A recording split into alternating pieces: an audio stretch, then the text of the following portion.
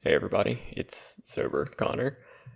This episode is gonna have some heavier conversations, especially around the COVID-19 pandemic. We understand that not everybody is emotionally ready or has the emotional energy to talk about that, so just take care of yourself. This episode will be here whenever you're ready, and we have many other episodes if you are not. Take care. JabroniTV presents the Jabroni Archives. Episode 23, The Year That Never Was.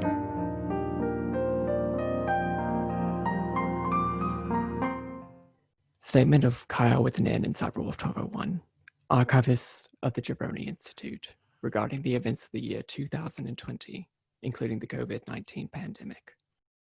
Statement recorded directly from subjects, September 2020. Statement begins. Damn, that shit was pretty fucked, huh? I'm so terrified to agree with you.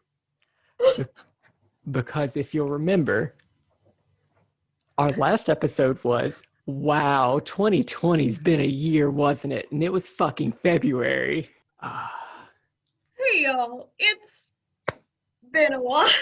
It's been so much more than 2 weeks. Time is meaningless, clearly. Circle. Flat circle. It's a weird mishmash, wibbly wobbly, timey wimey stuff. Years. But in case you've forgotten, this is Let's Talk About It. It's a podcast by me, Kylen, KyleWithAnN, And me, Connor, Cybrwulf1201. We get drunk, we do parkour, and we talk about what's going on in our lives. Usually with role-playing games, but yes, also sometimes, just catching up because, it's good to catch up with my friend Kylen. Yeah. But it's been a time. To put that in the most blasé way possible without spiraling into existential dread. Wow, it's been a time, hasn't it? Yeah, last time, so whenever we made our last episode, the 2020 It's Been a Year episode, that was more just, wow, there was a lot that was happening in the TTRPG space and the news cycle from just January. Right. And it hasn't really stopped. Let's start off with something small. Kylen, I see, our listeners don't see, that you are in a new space. Oh, you're absolutely right. So, since we have last recorded, it's been a few months now since this change has occurred, but it's been even more months since we last recorded, that Ethan and I have moved to a new apartment. Hello, let's celebrate that. We got balcony, dishwasher, temperature control, 2 bathrooms, walk-in closet. Like, oh shit, y'all. We live in the bougie life. But also, Connor, I'm looking at you. I'm looking at your situation, and that looks a little different over there. Oh yeah. I have also moved to a new place, a new house. Not one that I own, one that I'm renting, with my dog. It's a house. But it is a house. I don't have to worry about upstairs or downstairs neighbors, and I have a yard for the dog, for Lady. It's so good. But yeah, it's really nice. Fiber internet. Hell yeah, let's go. For cheaper than what I was getting. Oh shit, I got it too. For cheaper than the other. Oh my god, fuck you, Spectrum internet. I don't want your Uh, fucking money. Not a friend of the show, Spectrum Internet. Boo, boo, boo, boo, boo.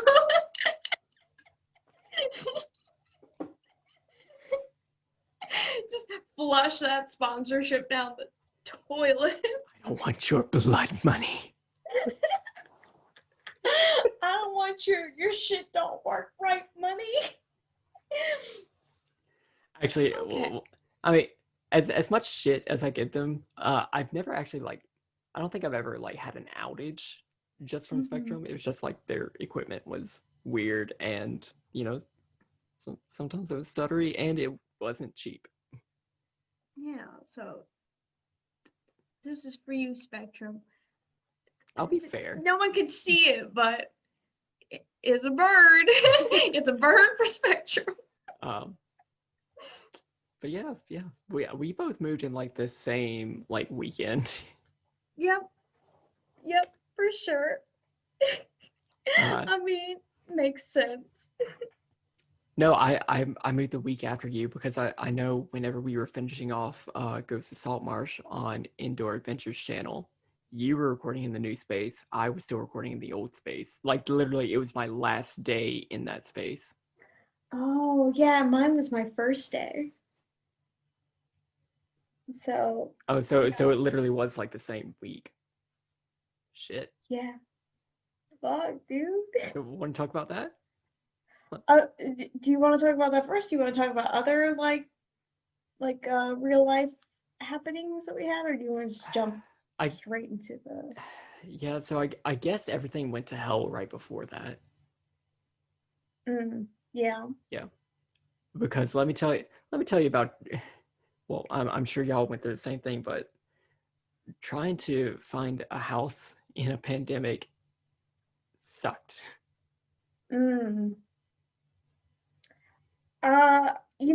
Honestly, our experience wasn't too terrible.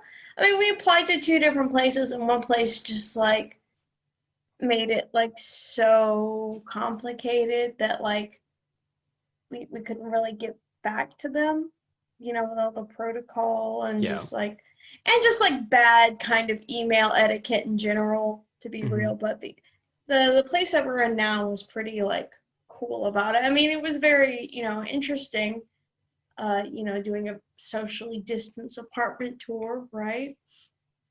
But it it it could have been worse. It could have been a lot worse. So I don't know how your experience went personally, but based on how you posed the question, I imagined it wasn't a fun time. Yeah. So this was like my first time like looking for an apartment or a house at all, period. So I guess most of my like stress was just, from not knowing what was going on. Right. The pandemic didn't help. Help on top of that. Yes.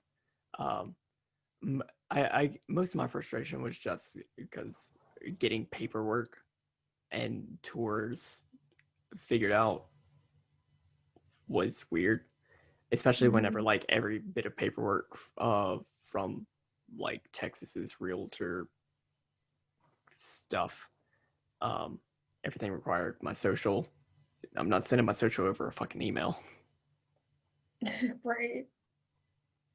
So yeah, just lots of trying to track down people and give phone calls and, oh shit, how do I tour this house?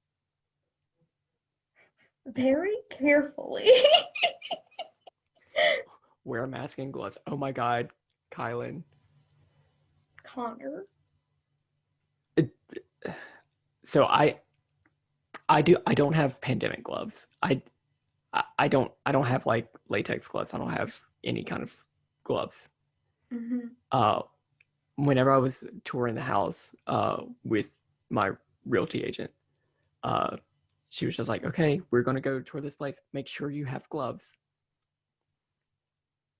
And I couldn't go out and buy any because they were all sold out.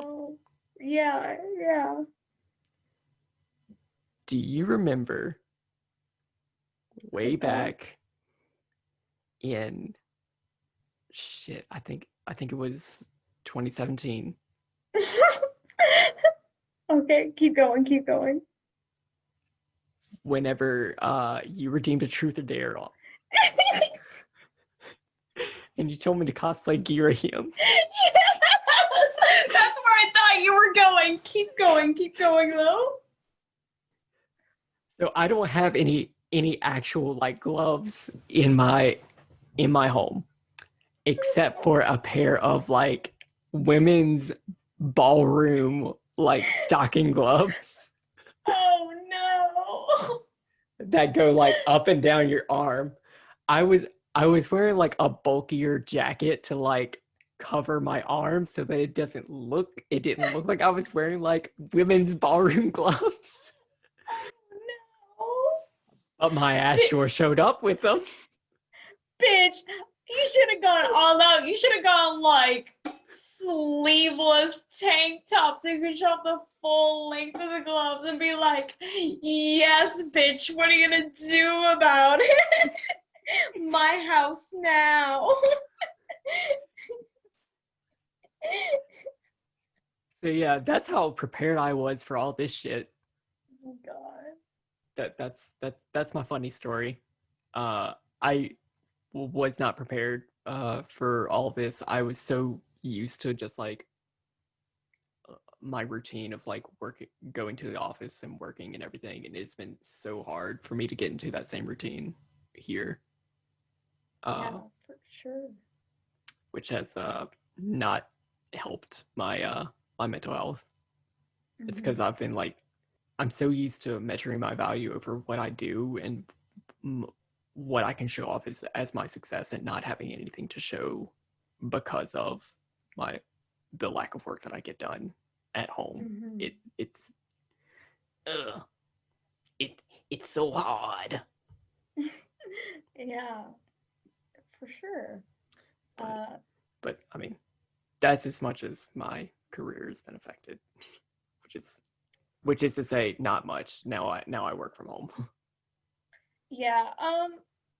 First, I want to preface with, and maybe we should have led with this, and maybe I'm going to edit in the content warnings. Okay. Yeah. So I'll just throw this in if you want to put this in later, if you want to leave this in here, whatever.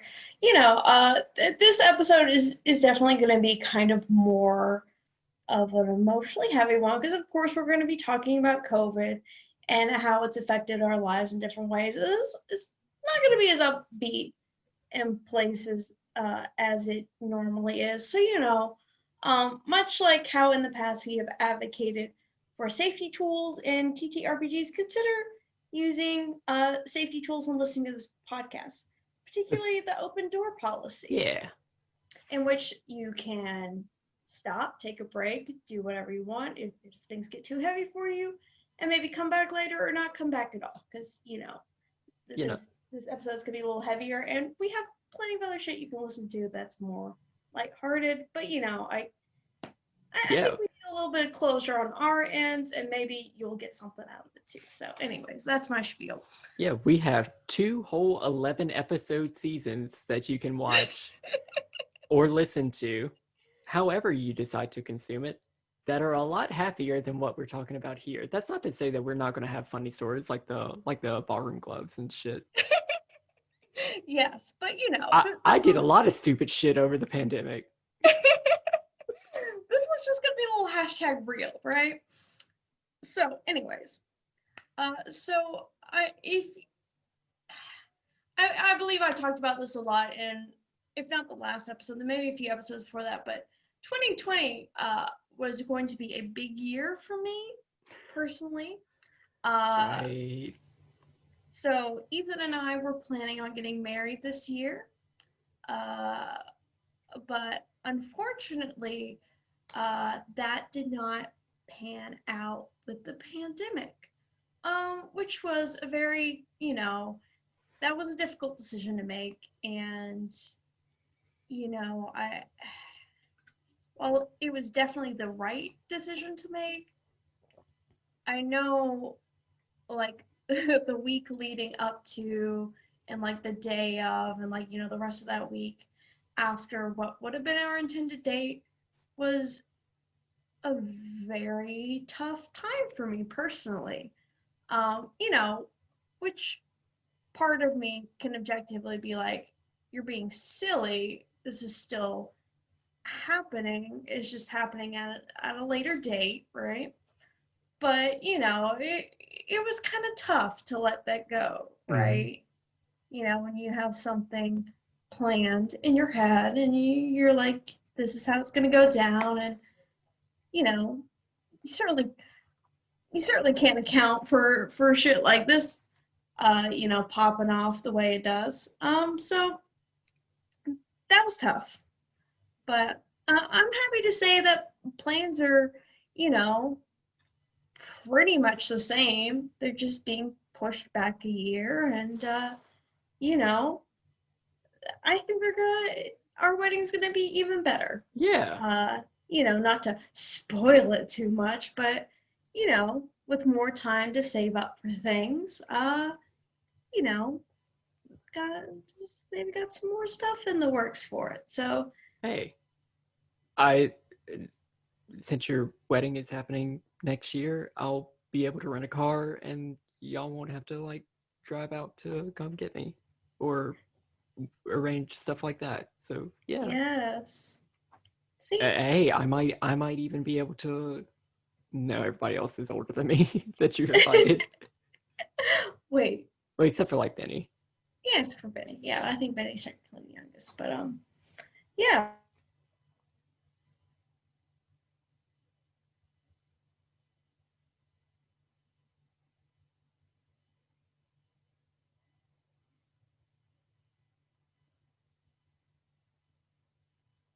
Kylen.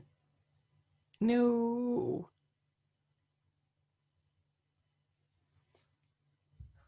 Oh no.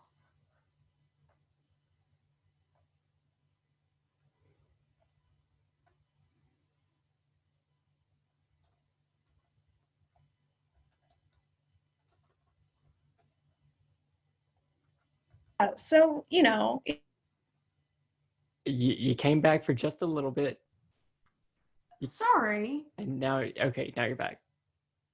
internet went out on our end for just a blip there. Oof.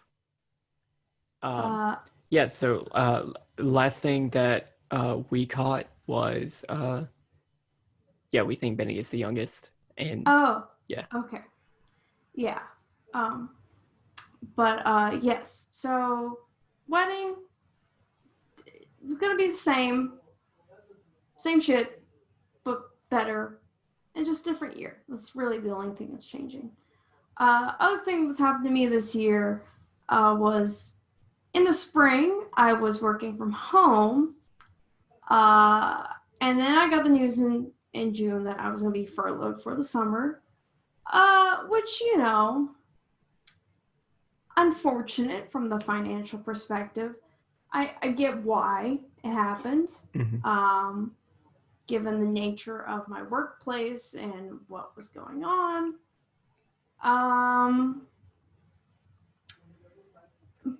So, you know, summer was a little tough, right? Right.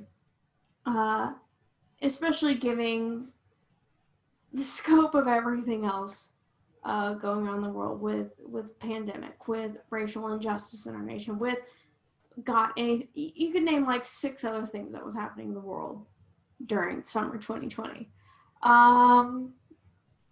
So that was tough.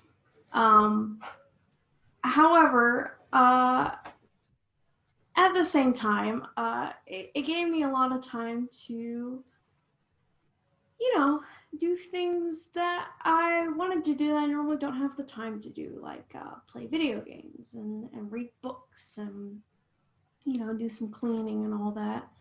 And in addition, a perk of that was it allowed me to have more time to put into and develop relationships with people who I was friends with before, but like, you know, I feel like in this time I was able to get closer to some people and that was really cool. Mm-hmm. And at the same time, I also had more time to work on myself and work on, becoming more confident in myself and kind of reframing, how I think about things, so I can have a better view of myself. And anyways, so 2020 has been, for me, a year of ups and downs so far, I'll say. But I think we're coming out of it. We're trying to make the best of it. is my takeaway here. I think the important thing. Excuse me as I delve into my werewolf character for a little bit, which we'll talk about later. Abu, yeah, we will talk about it. I think the important thing is, well, it doesn't matter how we get out of the year. We'll get out of it. We just gotta get out. No matter what has happened in your life, you've gotten through it. No matter what will happen in your life, you will get through it. Like, time will pass. You will emerge on one side of this. Some things are going to be bad. Some things are going to be good. Everything will pass. And it's important to just, keep going and do the next right thing. Make the best of everything that you're doing, Yeah, it may pass like a kidney stone. It may hurt like hell, but it is getting out of your system. One way or another.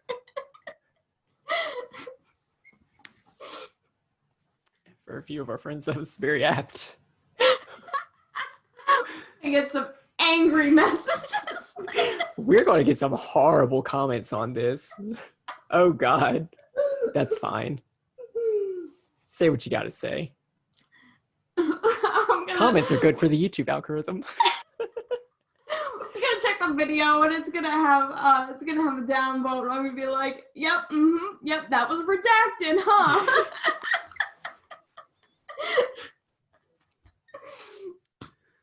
Oh, okay.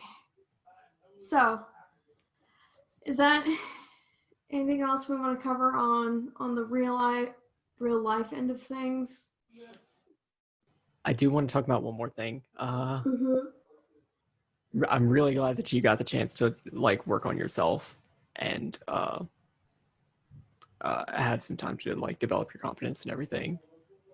I've been told for a long time to take time off for myself and stop being so busy.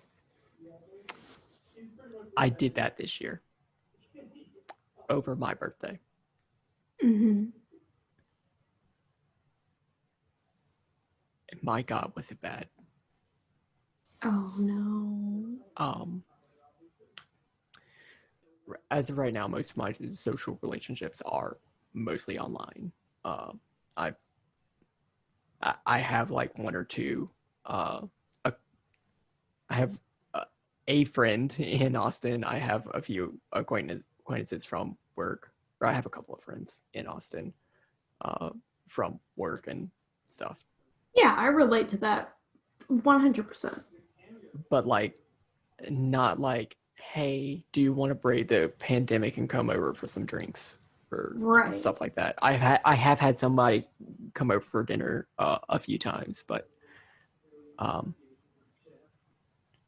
it's been very isolating for me this entire time, which has been good in the past, but just over a really long length of time, it wears on you. To the point where I had thought I was dealing with a lot of anxiety, specifically around work or possibly depression, and have been seeking medical help for that, which did not help. In fact, I think it exacerbated the issue to a point where I had a 3-day panic attack. That happened over this like time where I was completely away from everything else.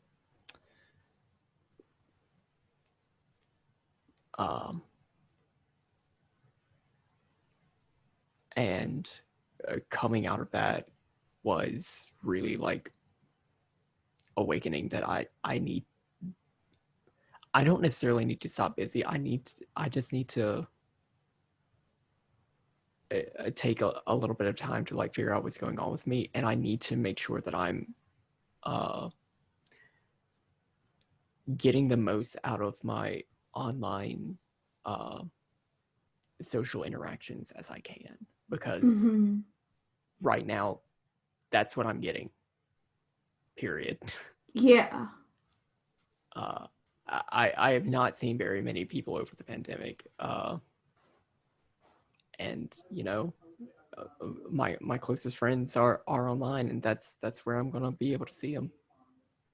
So I don't know where I was going with that. It's just that's a thing that happened to me.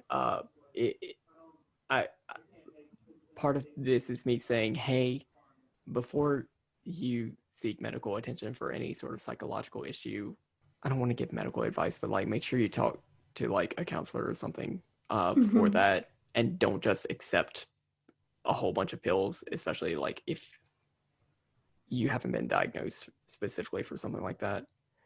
Because there is a very big chance that things will make you feel worse, either because they'll make you a lot more stimulated or a lot less stimulated. Both of which were things that I've experienced over this.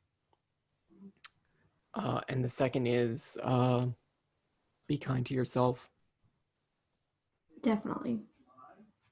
Be kind to yourself. You're like take what you can out of whatever you have, and just like we said earlier, do the next right thing, and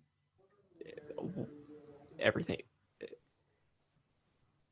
whatever hurt is going on with you right now, it's gonna pass, and you might need to help it pass, but it will pass. You'll get through it. Yes, bitch. Even if it almost kills you, it won't. But we're gonna get through it. Oh Lord. You know what? Good thing this is a podcast where we drink, because if it wasn't, this is the point where I would take a drink. I'm gonna take a drink anyway, though, because this is a podcast where we drink. Which, by the way, we're so rusty. It's been 6 months. We're so rusty. What are you drinking, Connor? So, I had a stream earlier today, and I was drinking a Blue Moon because that's the only. God, I don't want to say it's the only alcohol that I have in my house that isn't wine or hard liquor. I was going to call it a soft liquor, but I don't think that's correct. It's just beer. That's not correct. Because according to the encyclopedia, I have one of my classics, mixing my uppers and downers because that's what keeps the hangovers away. I have vodka Red Bull, using some Tito's vodka, made here in Austin, right? And some low carb Monster. Monster from who knows where? Fucking Mars? I don't know. Monster from Kojima. From Death Stranding itself. You're fucking right.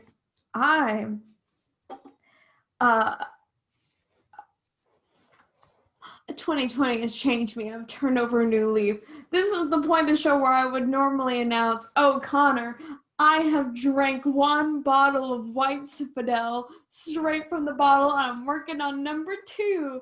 But no, I am a changed person. For you see, I'm drinking, or I was drinking, a gin and tonic. A gin and tonic with lime. I even fucking garnished it with lime, squeezed some lime juice in it.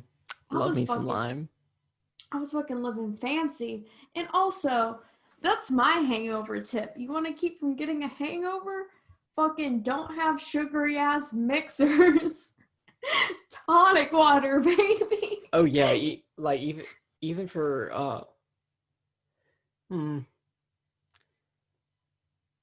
I don't know. I guess my thing is just like I mix uppers and downers so much that like I put myself in a weird state where I'm still like awake. But yeah. I was going to say like what I'm drinking right now, it's low carb Monster. It doesn't have sugar. It has something much worse for you. It has all the chemicals that contribute to heart attacks or something like that. But like coffee, the coffee Kahlua, Bailey's and everything. That's I don't know if there's sugar in it. No, Probably. I mean no, it has to be. Bailey's doesn't have sugar, does it?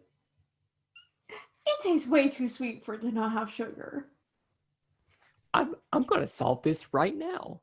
Does Bailey's have sugar? It's gotta. The drink with the highest concentration of sugar was Bailey's Irish Cream, which was found to contain 19.5 grams of the ingredient, about 5 teaspoons per 100 milliliters. Yeah, okay, it's sugary as fuck. The amount is sugar. It's sugary as fuck. You said, this doesn't have sugar. This has the most sugar. Well, I don't know. Like I used to. I used to like just do sugar-free coffee creamer, just because like it was sweet enough itself. Yeah. Why not? You know. But I have since changed that just because. What the fuck else am I gonna do with my life?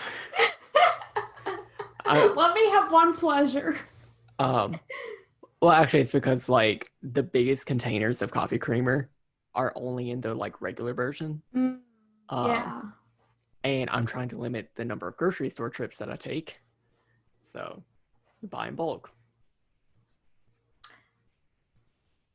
But oh shit! Yeah. I was gonna say.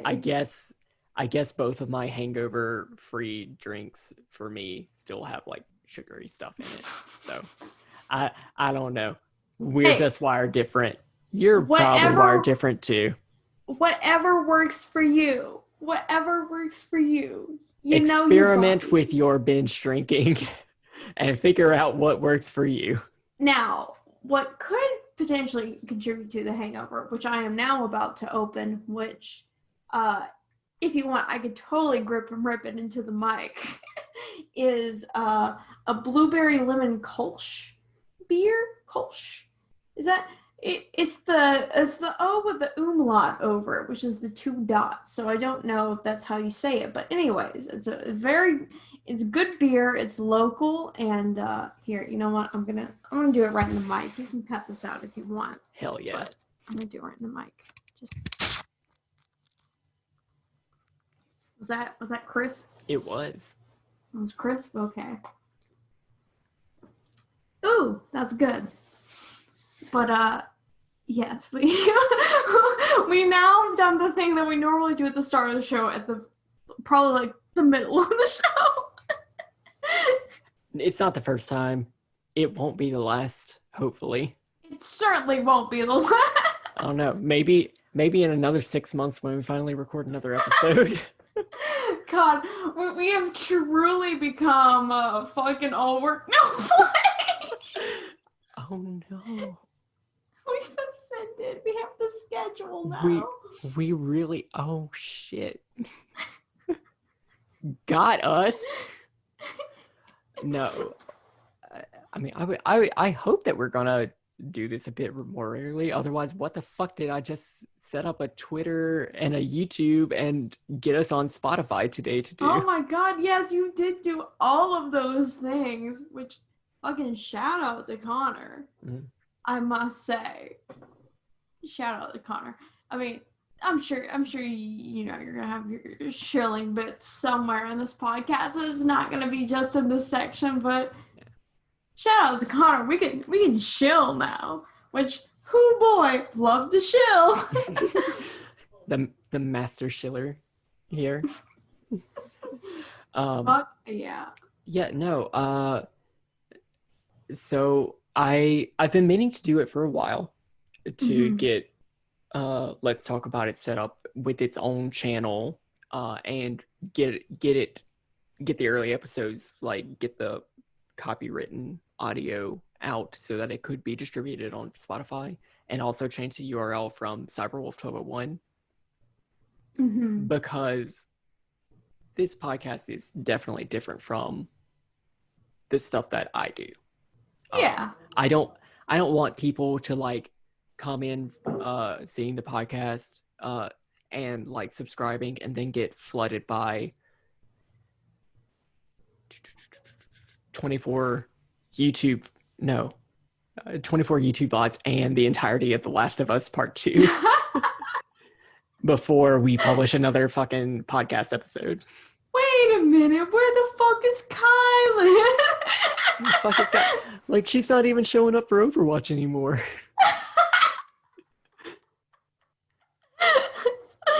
Oh my god. Sorry, quick aside, I was referencing that the other day to somebody or something, that how those streams were so much fun where me and Ethan would go and play Overwatch and do 3Vs and be awful at it. We haven't done one of those since we started recording Let's Talk About It. Oh my god. This ancient, crusty fossils. Thankfully, we can do stuff like that. We can always do stuff like that if we really want to, but we also have like another avenue to do that because JabroniTV has also become more of a thing. Oh shit. Is this the time to talk about it? Do you want to talk about it right now?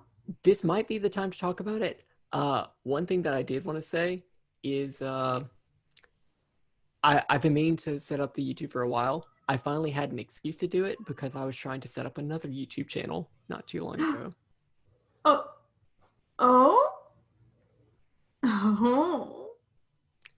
I'll talk about it. I won't say what it is.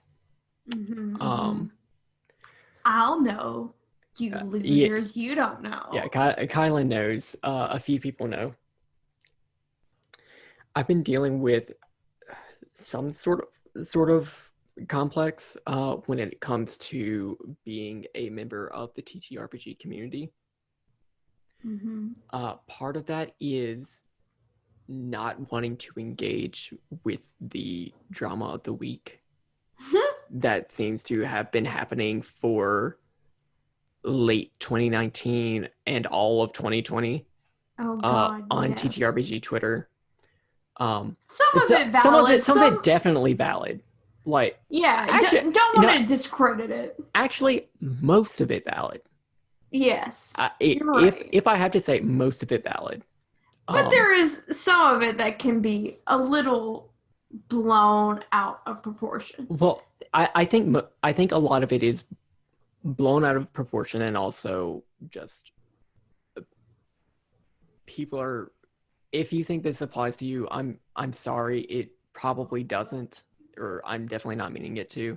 But I feel like some people are just being nasty and tearing down other people for clout, or just like wanting to be on the right side of every bit of drama that happens in the TTRPG space, and wanting to make sure that everybody within that circle also stays on that side, and making sure that people don't die on the wrong heel, which I'm of two minds about everything. Like, number one, yes, I want the TTRPG space to be more sensitive towards everybody's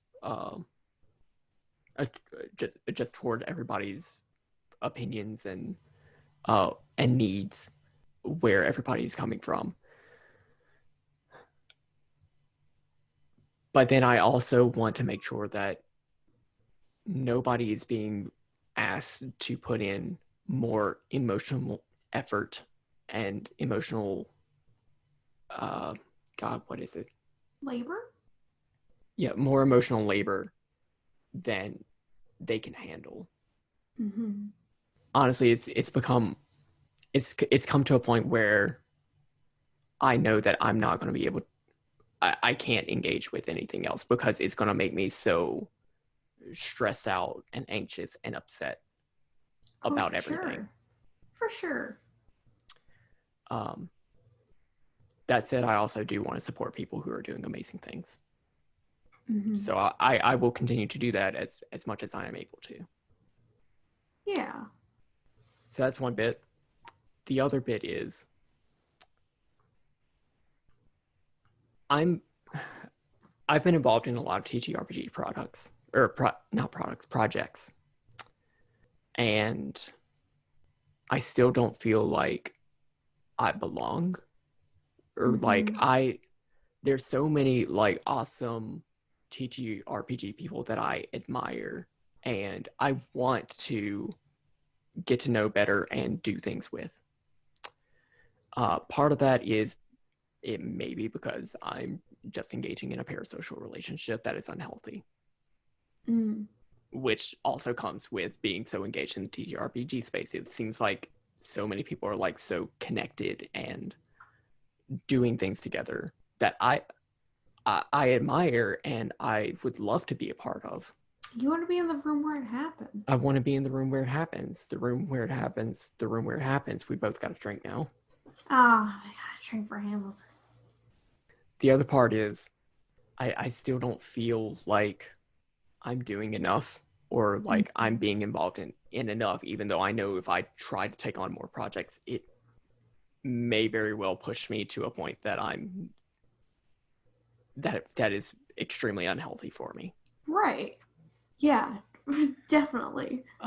That said, it still sucks whenever like a casting call that I applied for comes out and I see like really cool like character art and everything, and I'm just like, fuck, I got passed over for that.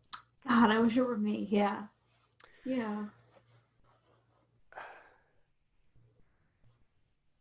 There's no better motivator for me than spite. And I've sort of just decided to fuel that into wanting to prove myself and other people wrong, that I don't belong. And so I'm working on a project that is very special to me that Kylen has helped come up with the concept for, where I can say everything that I need to about that I can share my take on the TTRPG space in a way that is personal and important to me, that is hopefully enjoyable for other people to watch. Yes, bitch. Yes, bitch. Yes, bitch. I don't want to say much more than that. And hopefully you'll see about it really soon. But also, you've been waiting 6 months for a new episode of Let's Talk About It, and I'm not trying to be unrealistic about what I can produce. That said, it's fucking 2020. Cut us some slack. That said, I like right now I'm still trying to figure out like what the format of this thing is and how it's going to come together in a way that's useful and also entertaining. But also, I have already sent stuff to Kylen, who has responded, and I quote, "Oh my God, this is art." Yes. Yes. So yeah, I made a YouTube for that, and then I was just like, fuck, I need to do this for Let's Talk About It. And that's where my day went. I'm glad that one of us has the energy and the know-how and the everything. All I contribute is my voice, baby.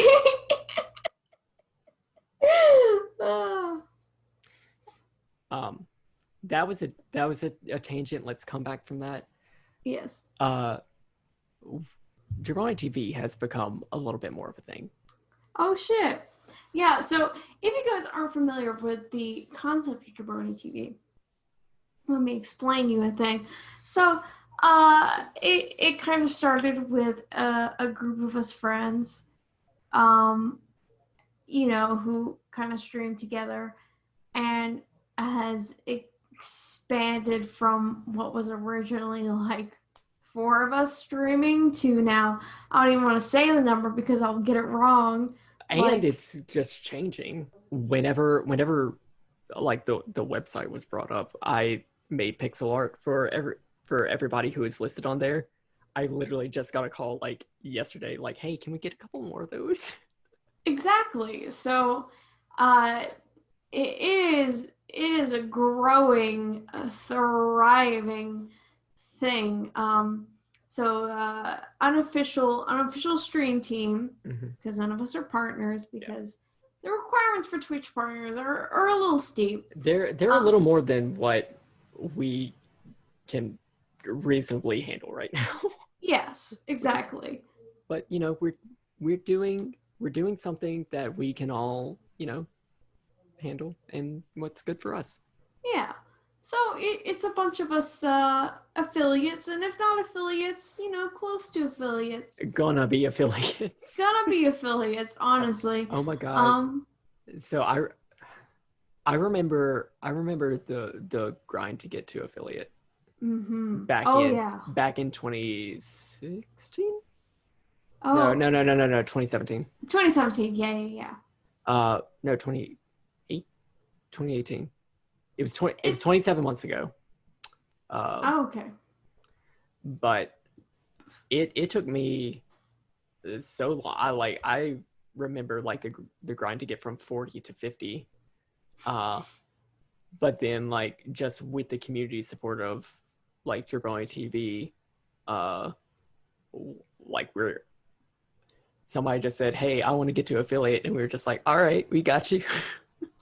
Exactly. And like within like almost the minimum time, like we were able to get a whole bunch of community support behind them and get their average viewers, get their follower count, get their stream days and everything. It's really good. It's really good to have that support. It's like what me and Ethan always say: Connor walked so JabroniTV could run. Because this thing has exploded in a way that's great to see. So recent changes that have occurred. I mean, I guess recent change at the time of this recording is that hopefully we'll get this out pretty quick. Yeah. I don't know. I don't know because I got plans for this episode based off of the intro. Oh God. Well, like you've been seeing what I've been doing with like the Morrowind overlays and the Bloodborne stuff. Yes. Like production value. I think I'm gonna be able to up the production of the VOD of this.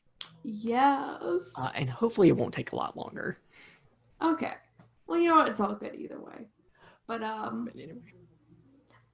Yeah. Recent change to JabroniTV. Recent change is we have expanded outside of Twitch, which is what the platform that we've all been using for individual content, with some like crossover streams, to also having a YouTube channel. Whoa, shit! Where we play video games together. At the time of this recording, there are a few videos out now. There's some Among Us videos, and there's some for Fall Guys. Also, at the time of this recording, there's some TTRPG stuff. There is. Oh, at the time of this recording, one TTRPG stuff. Some Honey Heist. GM by the lovely Liz Mack. But yeah, so we're branching out. We're expanding. We're doing it. We are creating motherfucking content, and dare I say, having a fun, chill time doing it. Yeah, I love that the content that we're creating with JabroniTV is just stuff that we want to watch. It's the stuff that we want to do and want to watch. And the stuff that like we want to put energy into making. Like it's so like it's the same like candy coated content ideology that Let's Talk About It started with. Yes, make the shit that we want to make, and if people listen to it, cool. But if not, that's fine. But also, have you seen it? Because it's kind of good. That shit kind of slaps, though. Yeah, so, good things on that end. And if I may be so bold, if I may be so presumptuous, maybe we could take like a break here, and then when we come back, we can talk more about our TTRPG projects. Sure. So, oh man, I'm a little rusty at this, but this is the point in the show where we do a break screen, right? Correct me if I'm wrong. We do a break screen here. We do a break screen. Usually, it's been a challenge for Sober Connor to add in some sort of copyright neutral audio and possibly an animation. Yes. Okay. So be gentle. Yeah, how can I ruin Sober Connor's life this time?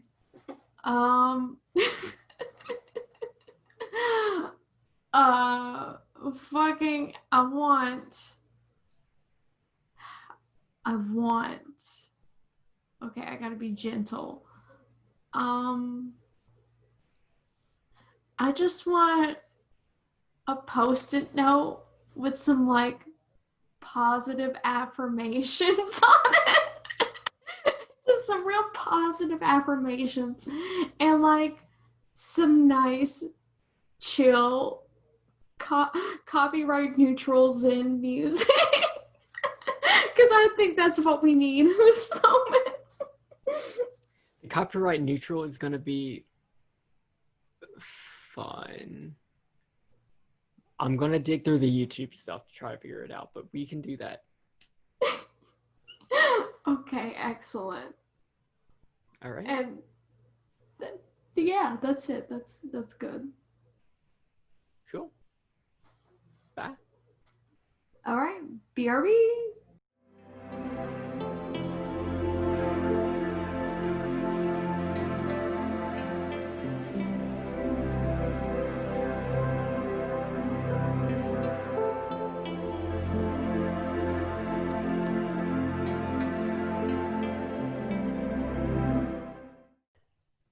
I was going to say I don't have a cold open for this. Wow, that is the most tepid open. Lukewarm open. I'm like, the Magnus Archives doesn't do like mid-break resumptions. Like they do supplementals for some of them, but like supplemental, we're still doing this shit. Exactly. So do that. But this isn't supplemental. It's still the same damn episode. We are still in the tunnels. I don't know. Why am I making a reference? I've never seen this show. I just hear what people say about it. Welcome back to our show. Let's talk about it. Let's talk about it.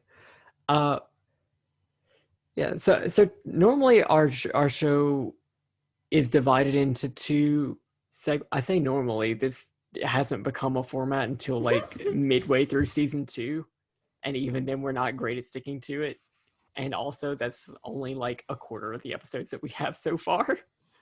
But typically we talk about the RPG stuff that we did and then another topic. Clearly this episode is different because we're living in many apocalypses. Apocalypses? Many. Not just one. Many. Apocalyptides. Is that Greek? Is that the Greek thing? I don't know, probably. I don't know. Anyway, last time we talked, we were doing a few things. One of those that we were in together was Ghost of Saltmarsh on the Indoor Adventures channel. A friend of the channel. Friend of the Indoor channel, Adventures. Indoor Adventures. Pew, pew, Pew, pew, pew, pew, pew. pew. Oh, first Ah, one. First one is the hiatus. oh man. I need a fucking graphic for that. Listen, that's not your problem. That's Sober Connor's problem. No, that's friend of the channel Osquee's problem. but also I just paid him for something else that hurt. So now you're in the Q. So we will make do with pew pew pews. Yeah, so last time we left off, we were somewhere in Ghost of Saltmarsh. I think we were still in like your town. Yeah, because that was kind of like the final arc was being in. Sorry, y'all. It's been so long. We're gonna have to de-rust the actual details of the campaign. Moran, I believe it was called. Yes. Within the Forgotten Realms. Mm-hmm. Yes. Yeah. We were in Moran. We were trying to find my big bad evil guy. Yes. Who had taken up residence there, and Aboleth, who was serving Darsden. Mm-hmm. Who was my second deity / sugar daddy / whatever, you know. It was an unhealthy relationship.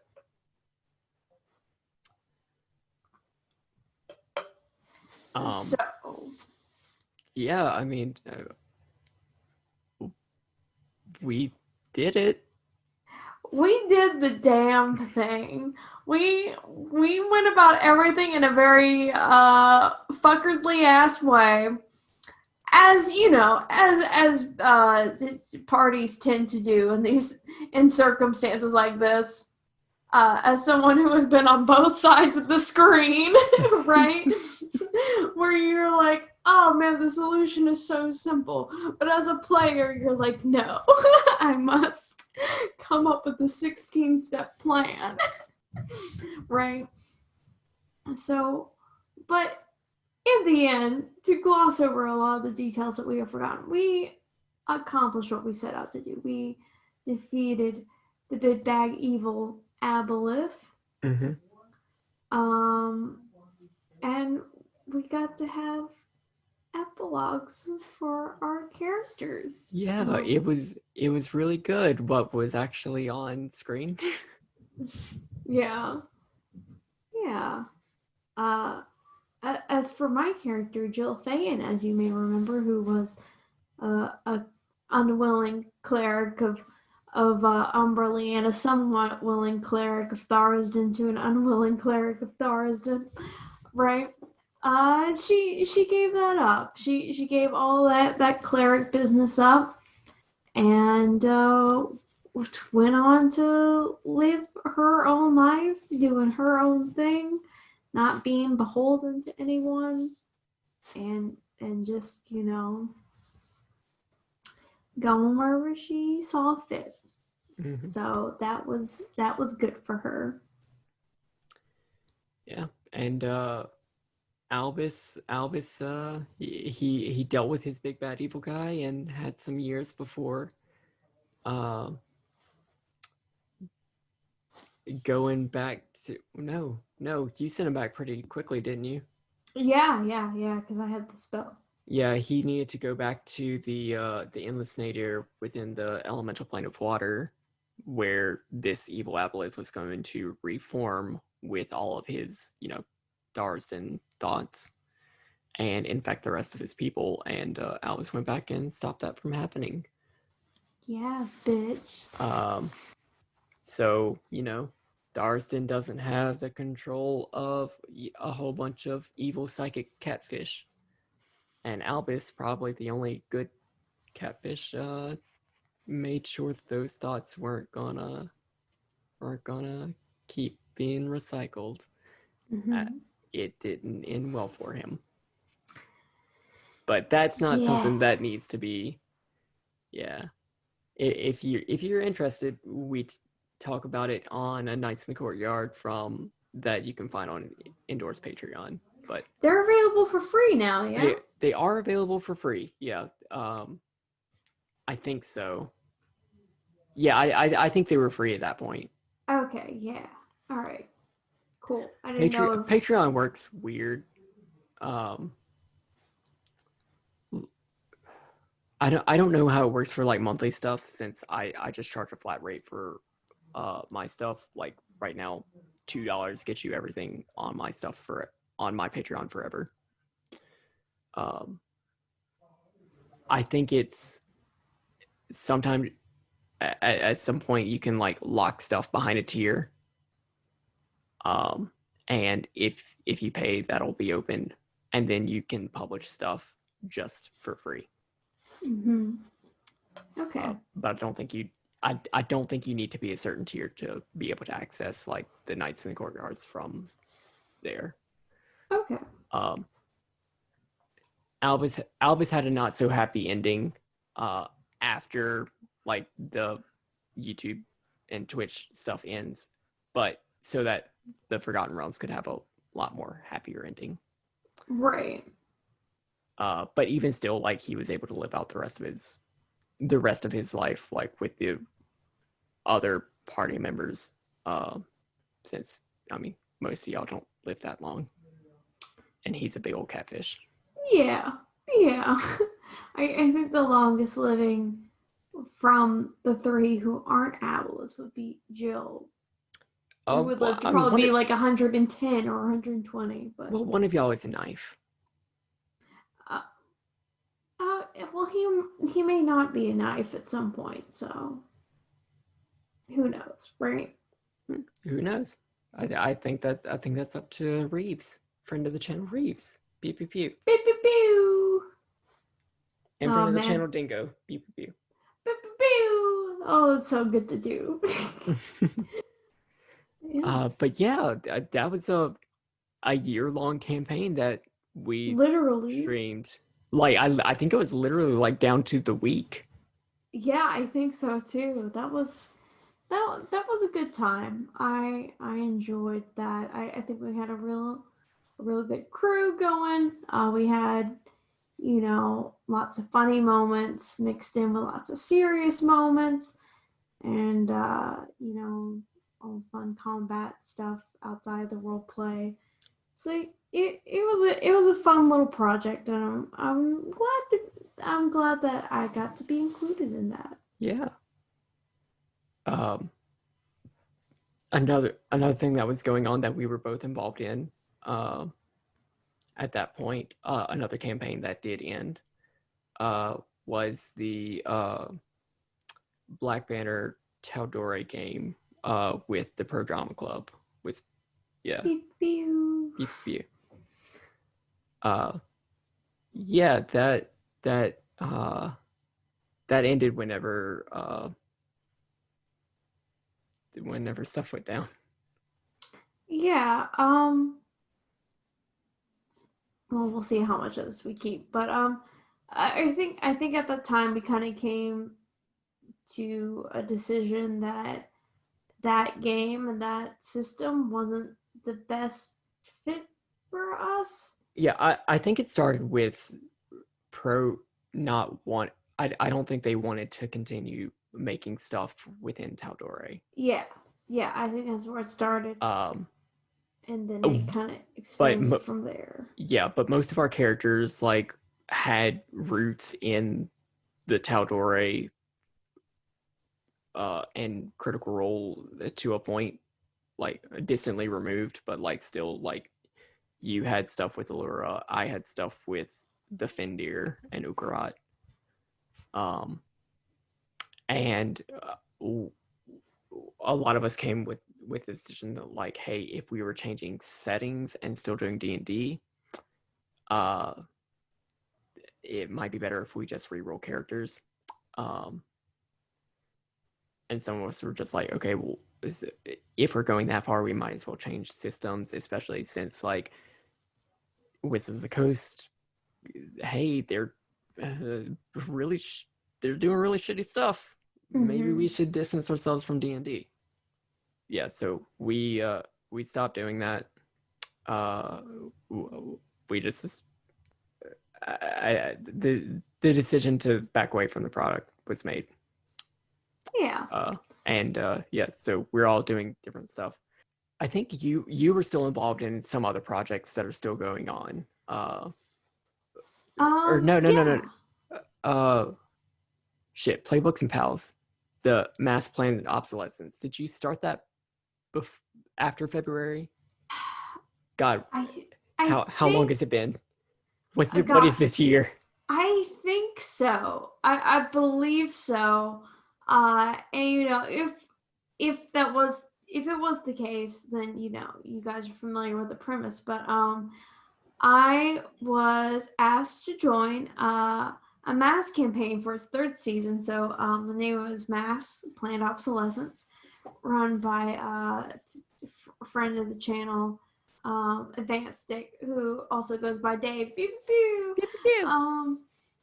pew. So that was a campaign that was originally on friend of the channel, Katie Faze's channel. Pew, pew, pew. Pew, pew, pew. But Katie and another person, Dingo, from the channel, pew, pew, pew. Pew, pew.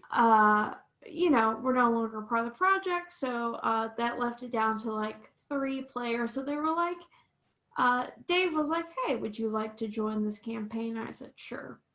And it was moved over to friend of the channel, Playbooks and Pals, pew, pew, pew. Pew. Run by friend of the channel, Levi Phipps, pew, pew, Pew, pew, pew. So many of them. Any winner, Levi Phipps, pew, pew, pew. Pew, pew.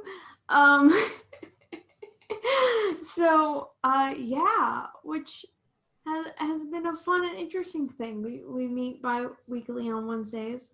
Yeah, it's very interesting to join a campaign as a new character in the middle of something with characters with established relationships. But I think the dynamic that has been set up feeds into that. I made a character who was younger than the original group and very, you know, kind of playing into not knowing everything and also being like kind of naive and really looking up to them. And I'm playing a Nova, which in Mask's terms is a character that is really just overpowered, but there's a lot of collateral damage. They don't really have any moves for RP necessarily, like outside of battle, so all their stuff is contained to combat, which is a really interesting choice, I think. And instead of their whole thing is like is burn, right? So when you go into combat, you roll because it's powered by the apocalypse, 2d6 plus how many conditions you have, which is something you see in masks. Mm-hmm. And the more conditions you have, the more burn you can have, which is more points you can spend on these kind of moves that can really shape the flow of a battle. That's the Nova strength, hitting really hard in battle and accruing as many conditions as possible so you can kind of shape battles and wrap things up the way you want them to. So these are your characters that are just like, you know, have kind of crazy strong powers. So my character, his name is Theo. His superhero name is Prometheus, because I basically give him Human Torch powers. He sets himself on fire, because I really like playing into that self-destructive burnout bit of it too. Like, both the literal and figurative sense of burnout, right? Mm-hmm. We have a whole episode about that. Yes, check it out here. So yeah, anyways, so I think the character that I created, this very kind of optimistic, naive, willing to push themselves to this breaking point kind of thing. I think it fits well with the group dynamic, despite me not being there since the beginning. And that's been a really fun project because those people are all really cool. We did kind of go into a bit of a hiatus in the summer, so the project has extended longer, but I think now that fall has kicked back up and, living situations and internet situations have changed for people. I think we're going to be back into a more regular schedule because we were about halfway through our season before we had to take a little break. Mm-hmm. So I think things will be wrapping up within this fall season, and I'm excited. I'm excited about it. Yeah, I guess the only other thing that I was involved in was indoor adventures. We've the Four Keeps campaign, we've surpassed 100 episodes and now have a fully animated intro. Y'all do. Which means, my God, none of us better roll other characters because we paid a lot for them. Right. Shit. Which has been rough, especially in the last couple of episodes, because nobody wants to communicate with the rest of the team and wants to go off and do stuff by themselves. Oh no. I say everybody, I just mean our elves. Oh no. This is a call out post for elves. Communicate better. I think literally this got resolved in the last episode, but my character has a thing with Tiamat's Dragon Cult, where he's trying to restore it into a place that's socially acceptable. Mm-hmm. One of the few people that is alive from whenever he was created, because Arjan was created, Mm-hmm. is currently living as a wood elf within a tribal sort of mountain society. I say living as a wood elf. They are a fucking green dragon. Oh shit, bitch. And Arjan doesn't know about that. Who? This elf who decided to elf off and go talk to them to learn the true name of the Raven Queen did. And hasn't told him about it. And didn't tell anybody else about her plan to, learn the true name of the Raven Queen, which literally killed her. Oh, shit. Wait, killed the Raven Queen? No, her. The oh, elf. Shit. She came back because she's a revenant now, but... Oh my god. Yeah. Girl. It's such a good time. Such a good time. We're about to start a new arc. We're in the Feywild, trying to fight off the forces of winter. No. So we're all in this character's backstory, and literally nobody else in the party trusts her. Yeah. So it's a real spicy time. Come join for the drama. Oh boy. You were also working on Cape Lorelei. Yeah. Specifically, I think last time we left off, the crossover episodes were just starting to come out. Yeah, so I think it might have been, I don't know if we had recorded any at that point or we had and they were starting to come out. Timelines are a bit funky, and also we've had a few drinks, which, of course, is the premise of this podcast. So, details get a little fuzzy. But anyways, So I have been part of Off the Table, Urban Shadows actual play podcast called Cape Lorelei, where I play Saoirse the Fae. So for is it how many episodes? Somewhere probably like 6. I think it's 6 episodes.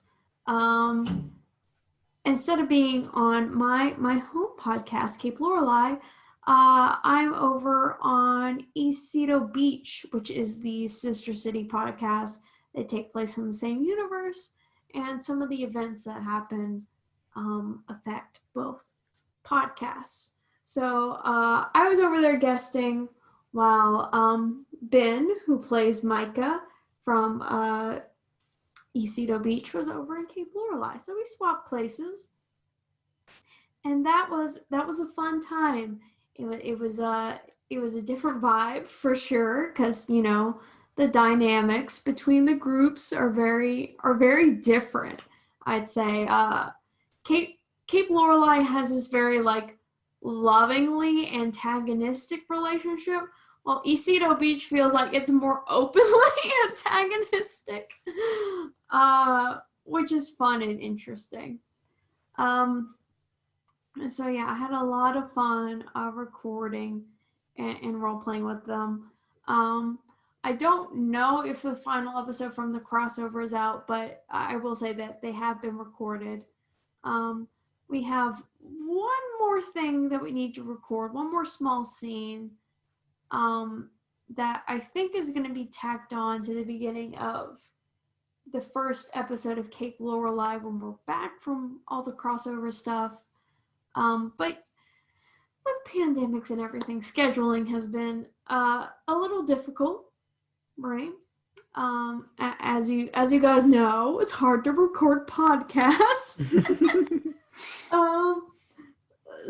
But once that's complete, we will be back into the full game, and I'm very excited. I will definitely have to de-rust Saoirse because Urban Shadows is one of those games where it's definitely like you have like 16 things going on at once. So anytime you take like a long break, you have to be like, okay, what was I doing? What was I trying to get from who? Like what moves was I making, right? So it's definitely one of those where it's like I don't take notes normally when I play like games, because I'm just like guilty. fuck it, I'm like fuck it, whatever. The GM will tell me what's going on. Urban Shadows is a game where I take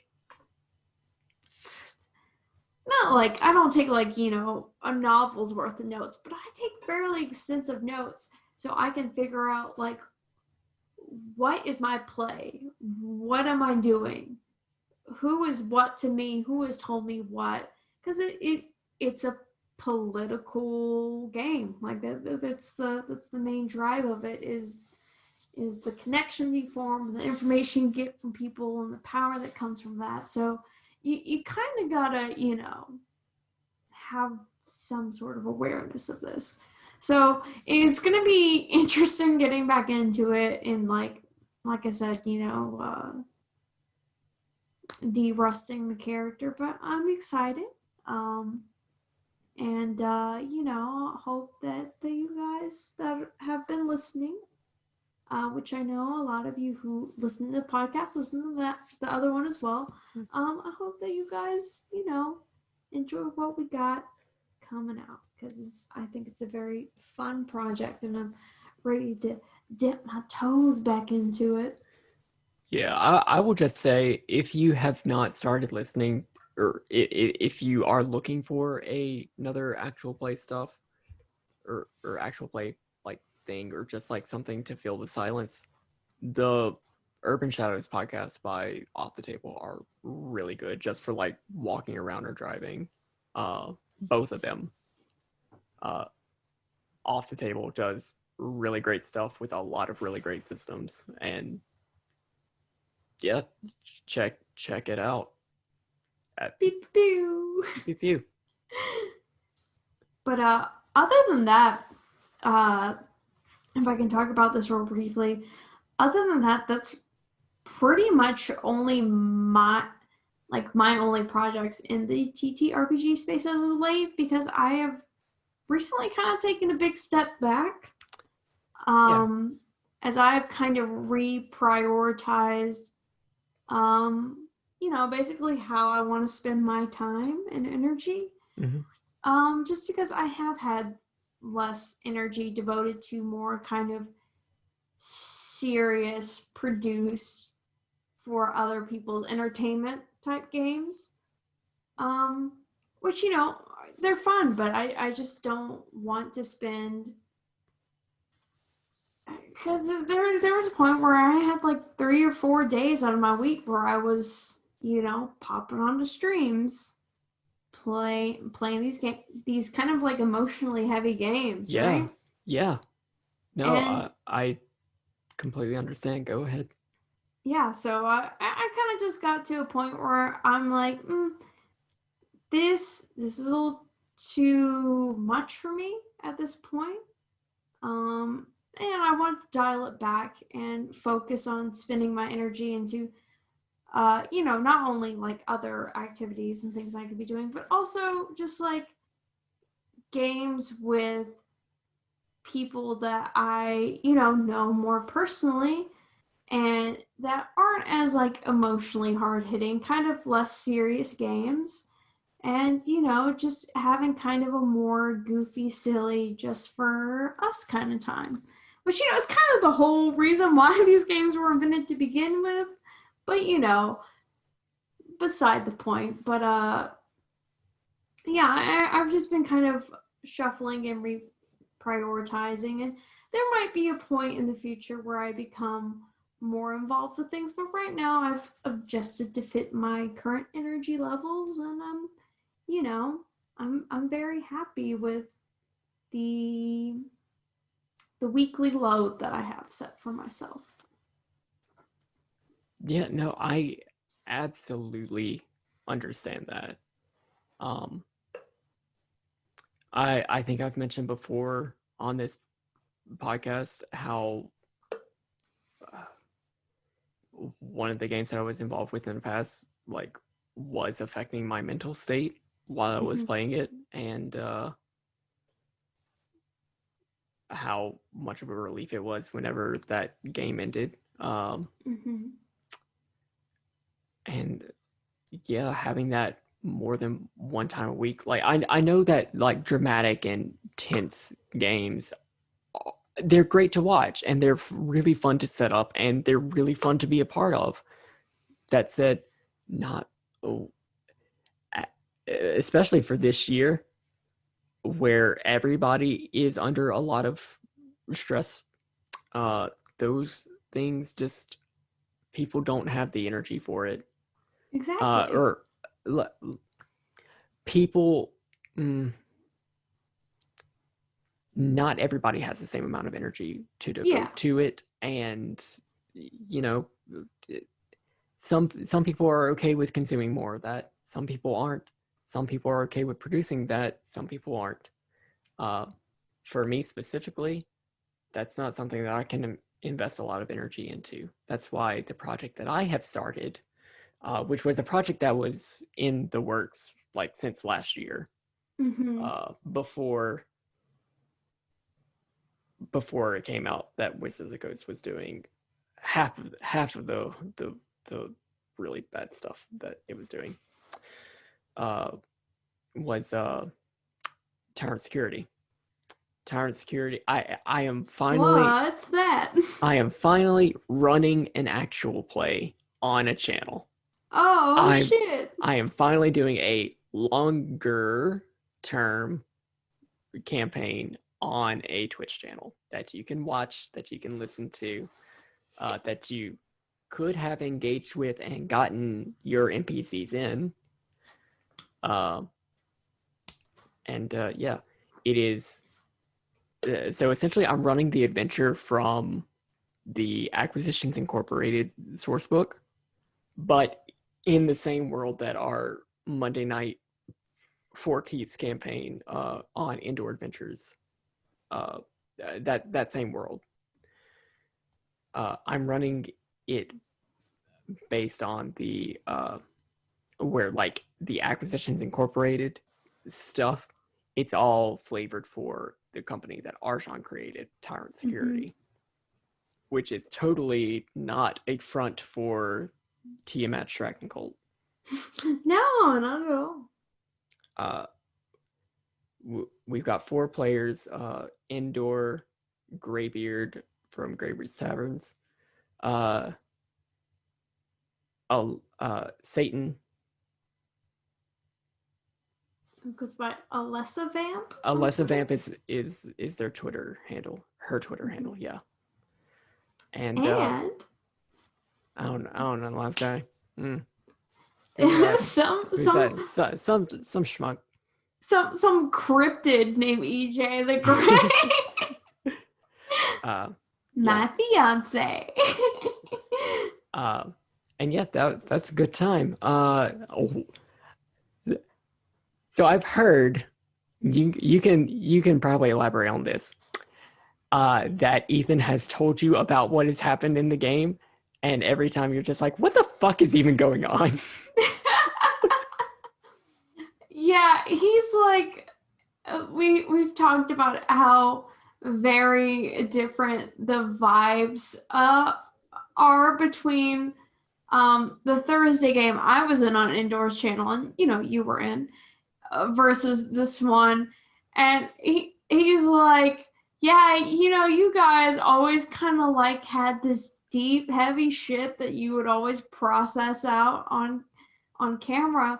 And we're just like, yep, nope, not gonna talk about that. I'm just gonna, shit, I don't know, recruit another goblin, I guess. Yeah, literally, like in the first arc, the first chapter, they had the chance to, I think this is within the first episode, they had the chance to, like, they saw this person, like, get snatched into an alleyway. Oh, no. And this person was an oracle or something like that. They were a soothsayer who would have given them like a sort of like clue for what the rest of the adventure was. And they're just like, we're not getting paid for that. We're gonna go do the thing that we were getting paid for, which is fair.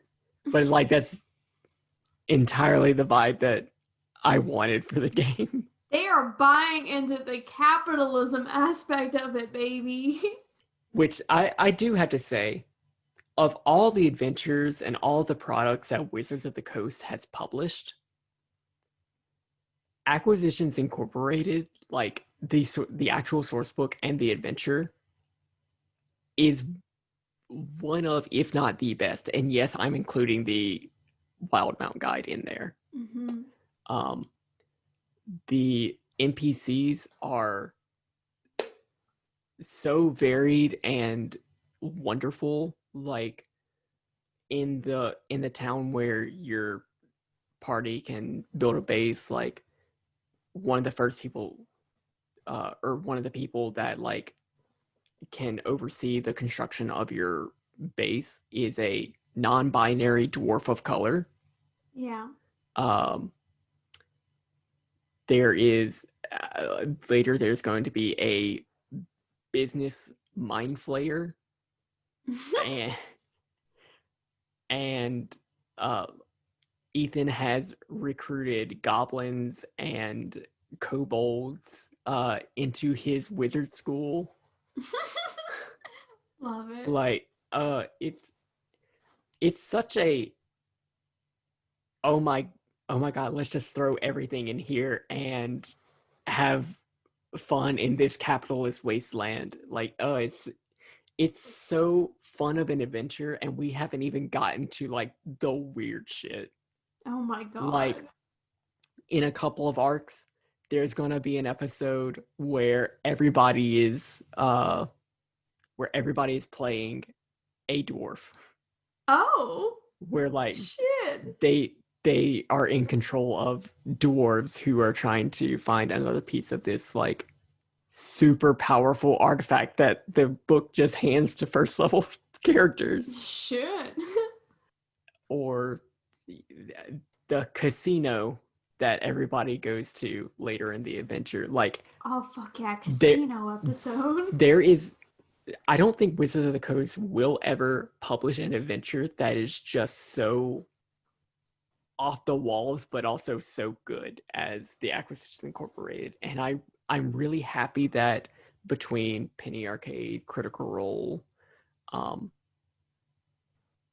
they were reaching out to other creators, and I really hope that they continue doing that, because it always, it's 2 for 2 on having really good stuff come out of it. Awesome. Anyway, that's Tyrant Security, which Jill has appeared in. Yes, exactly. So, which was something that had kind of been in the works since before it even began. Was me reprising my role as Jill. Yeah, we had said that it was a possibility. Thankfully, you were free the week where it made sense. Yes. Yeah, exactly.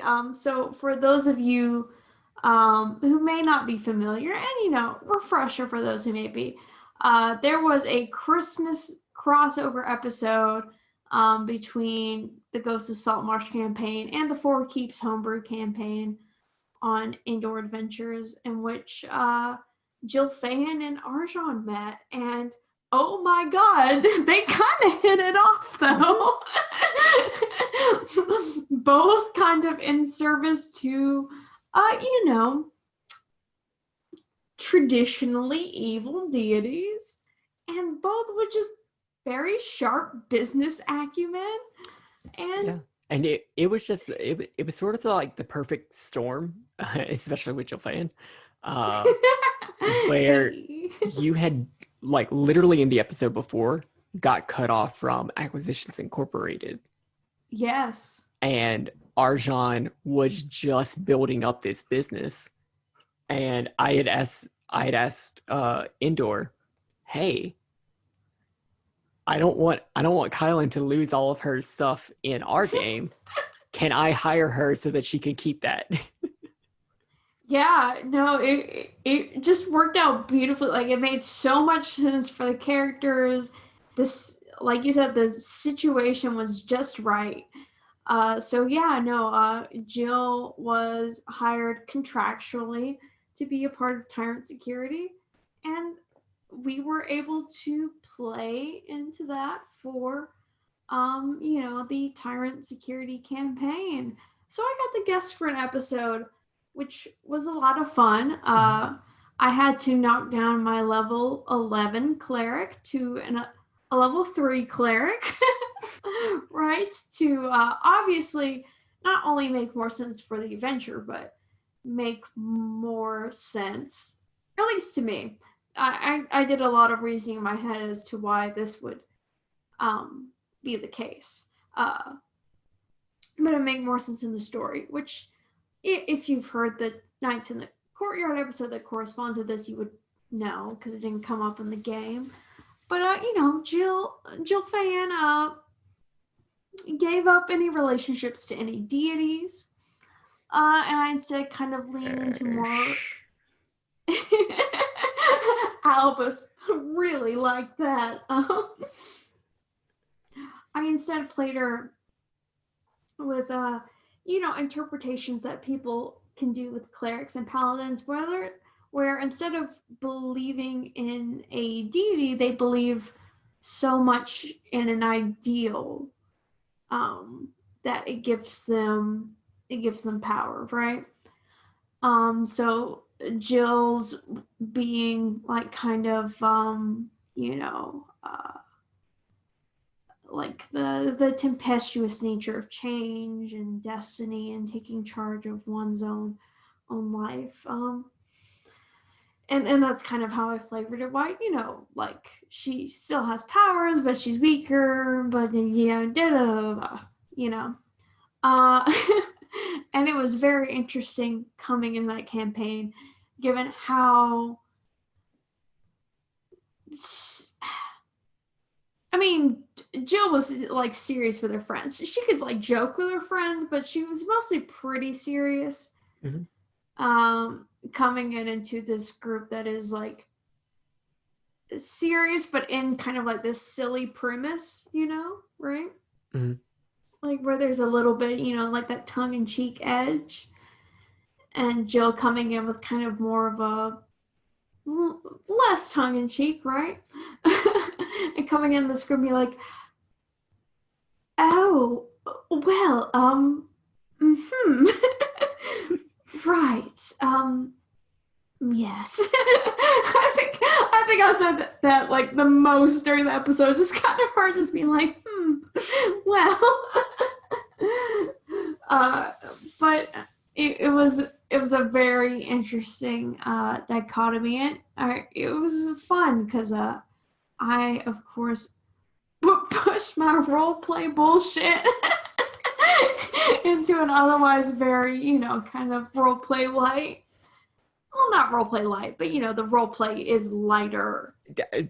You definitely brought a more serious toned character into a much more lighthearted game, and you reacted perfectly. Oh, thank you.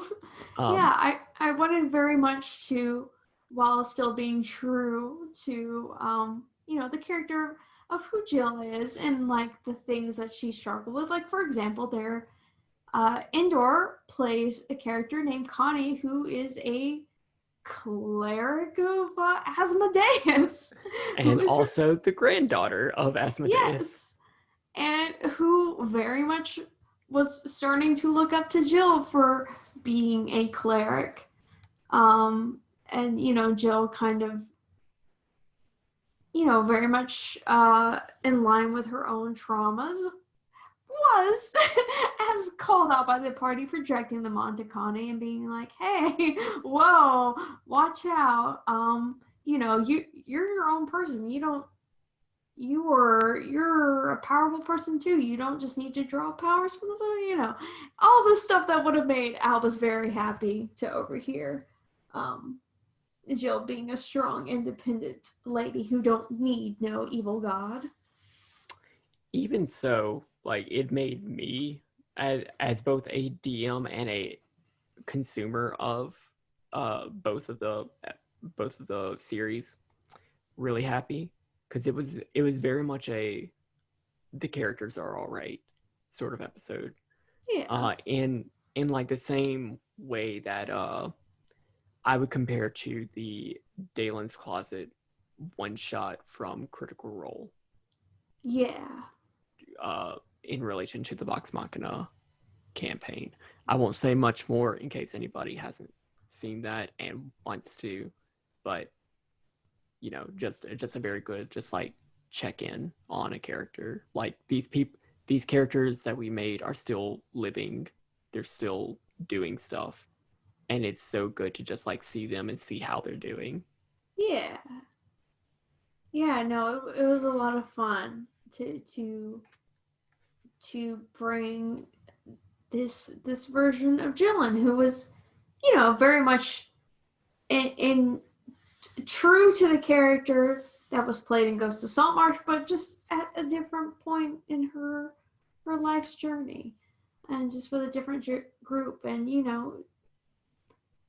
still very true to her character, still very much the goddess of paperwork, and made that very clear. But yeah, no, it was a ton of fun. Very just the different group dynamics, not only through her for a loop, but through being for a loop, but in like the best way. So yeah, very very appreciated to be included in your project. Yeah. Again,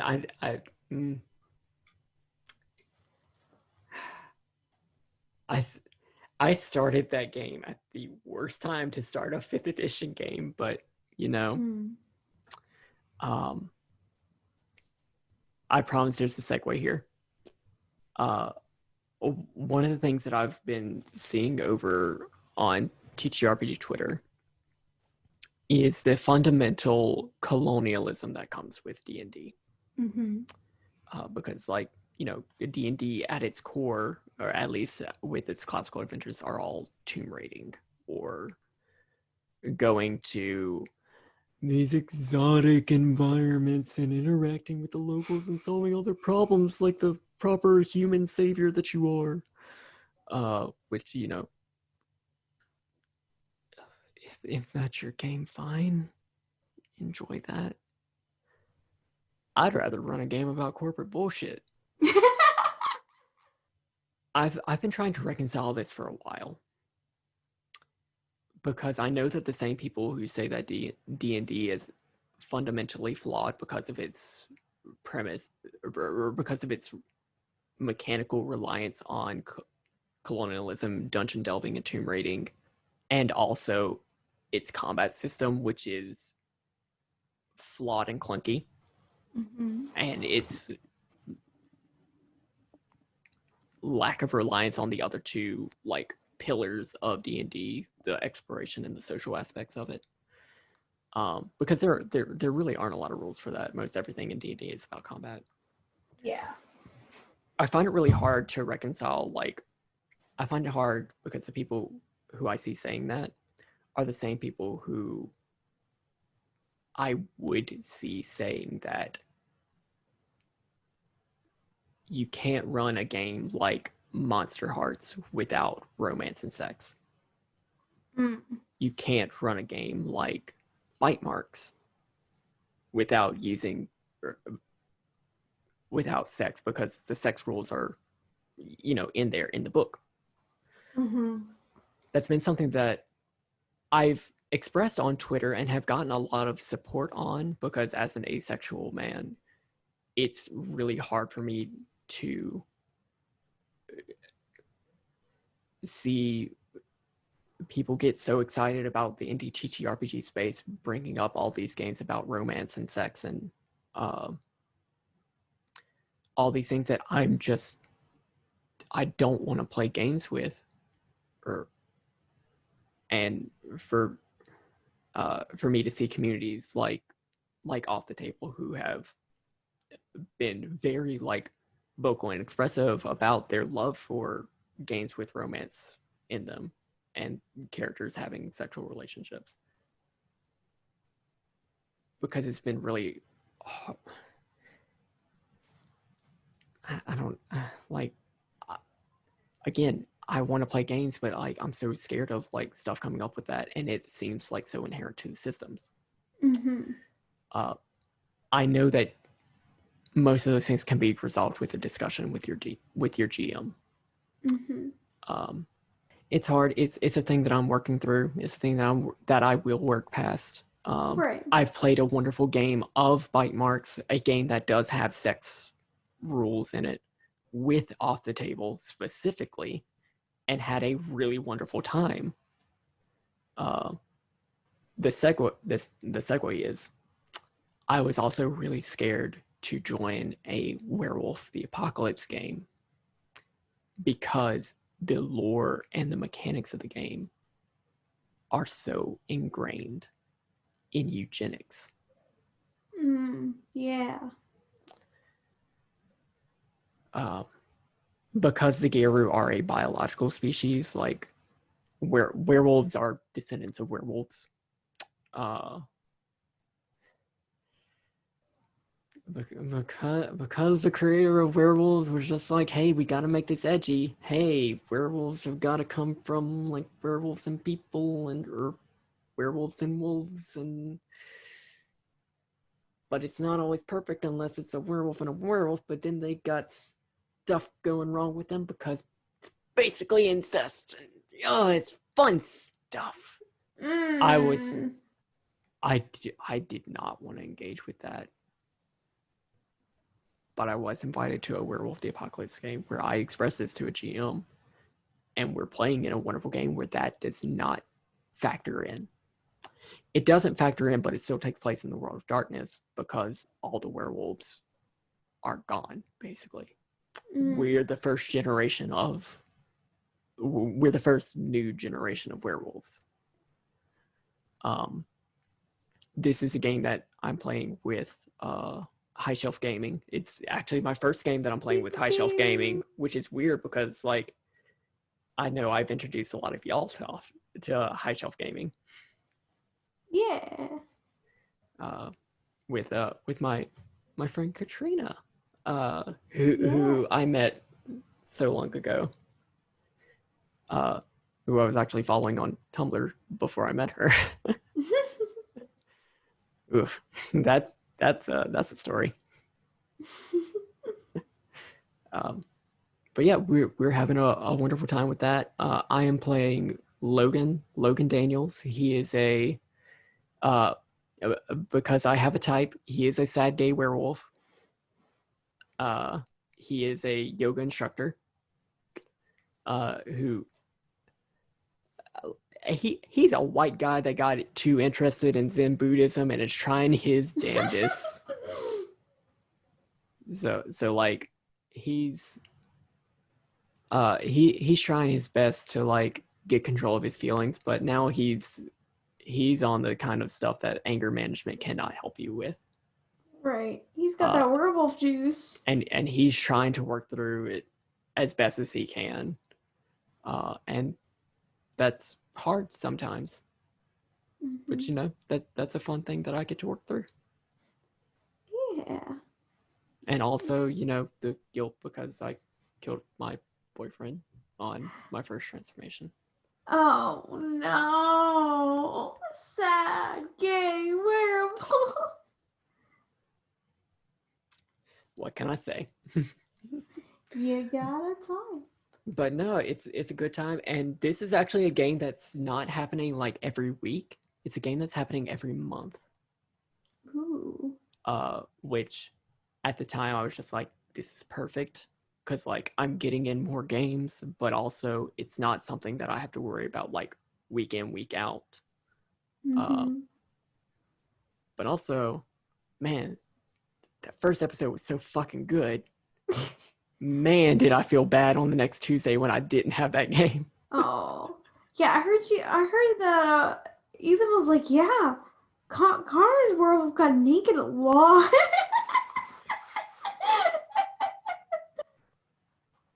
I only got naked once.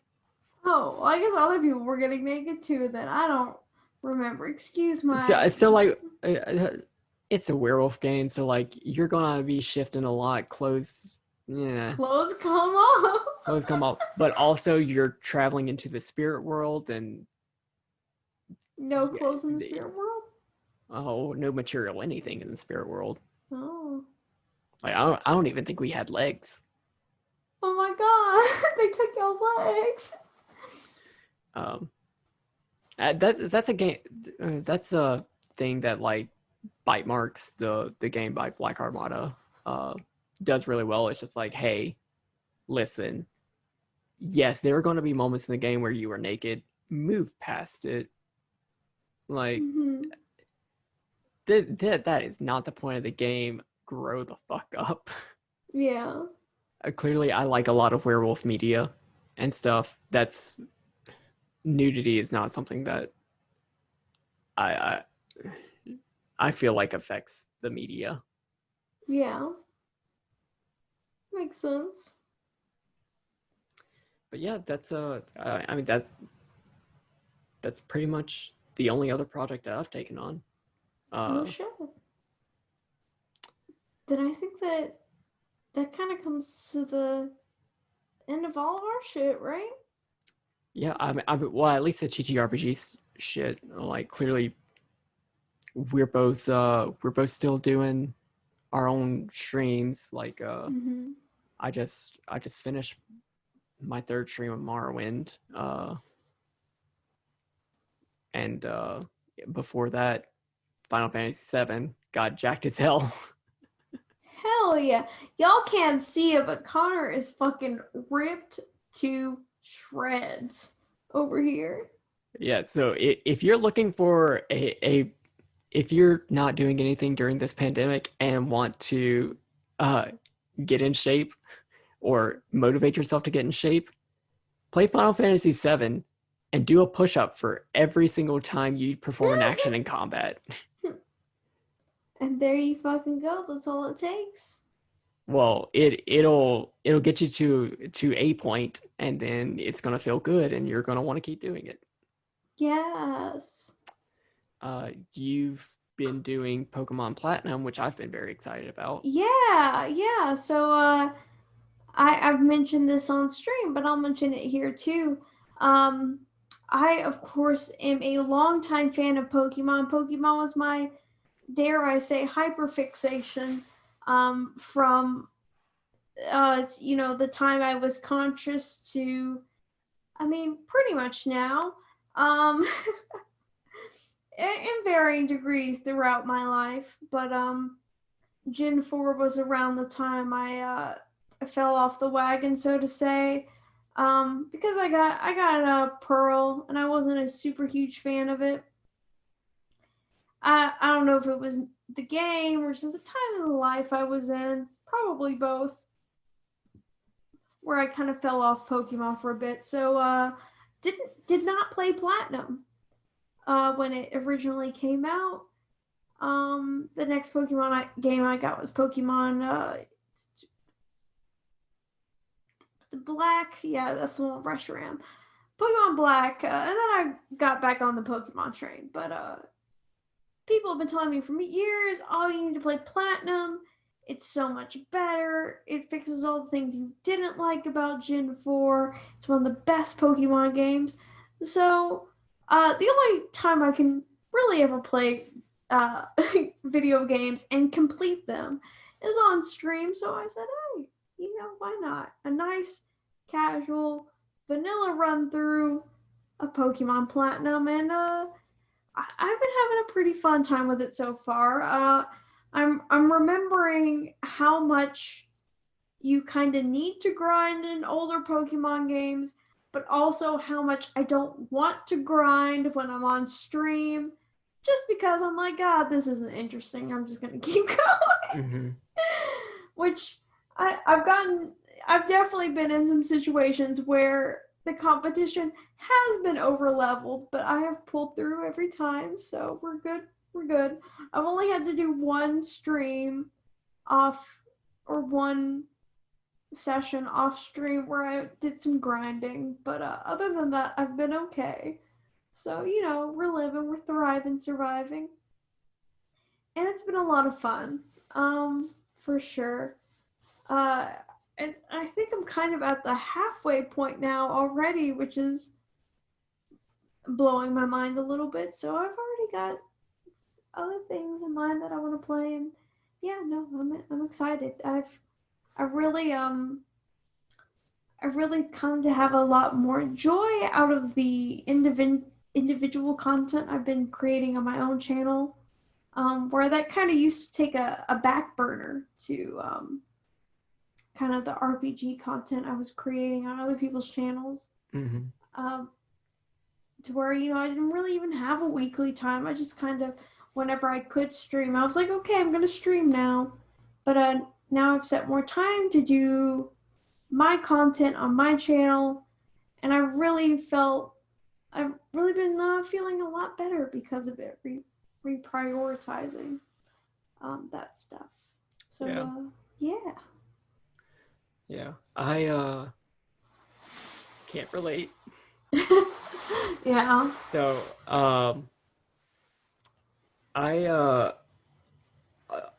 the bigger games that I've done this year so far are Final Fantasy VII and Morrowind. Mm-hmm. Morrowind I could enjoy, but like the stress of it being my first playthrough of a game that is so important to so many people, and having people show up and say, hey, go here and kill these people. It's not part of any quest, but you get some really cool stuff early in the game. Or, hey, can you build your character this way? Or, hey, why are you doing this quest right now? You should be doing this instead. Yeah. And also fighting with the early 2000 game designs. Just I've come to the realization that it is a game that I probably would have enjoyed more on my own. Yeah. And not streaming it, or at the very least streaming it to either a sub only stream or just streaming it to the Discord. Yeah. Final Fantasy VII, again, a game that is important to very many people, a game that I did not interact with to the extent that a lot of people probably wanted me to. Like, I know we didn't recruit 2 secret party members or do really any side quests or get anybody's ultimate weapons. But, you know, we finished it. I got ripped as hell doing it. Hell yeah, bitch.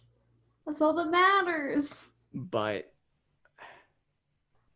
there haven't been a lot of games that I've just picked up and played and enjoyed, except for Portal 1 and 2. I did a really fun stream where I speed ran Portal and Portal 2, which was really fun. I also got one of my long-term stream goals done, which is I introduced people to Danganronpa and gotten somebody to stream the entire series. Yes, friend of the channel, word fan girl, baby. Pew, pew, pew. Yeah, so I've said for a while that I really wanted somebody, either as part of either I wanted to get Ethan to stream Danganronpa, or I wanted to introduce Danganronpa to enough people that people would start playing the games. So I did a first shot game where I played through the intro up to the first trial, and some messaged me and just like, hey, this is really cool. I think it would be really cool to stream this. Would you mind sharing your content warnings for it so that I know what I'm getting into? Which is really hard because some of those are big old spoilers, but thankfully there was enough other stuff within the game that it was kind of ambiguous, and so she was saying, oh, that's why he called it out, but really it was something down the line that was a lot bigger. Right. Yeah, no, and now she's on Danganronpa 2. Now she's on this, I think she might have just finished the second trial of Danganronpa 2. Oh shit. So yeah, and it has she might have 3 more streams before she's where you and I both cried.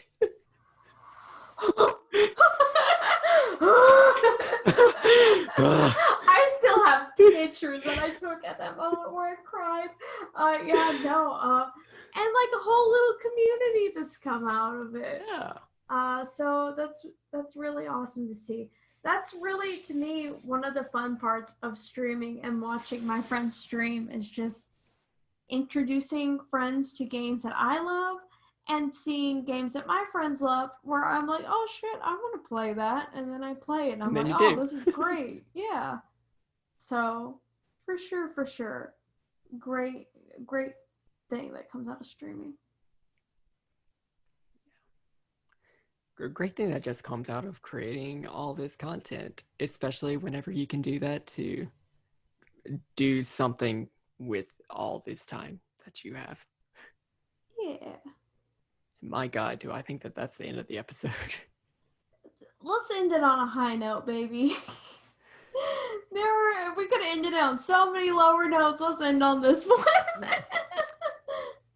So thank y'all for being patient while we dealt with stuff and finally found a time to record this. Kylen, it's always so good to catch up with you and talk with you and drink with you. Yes, bitch. I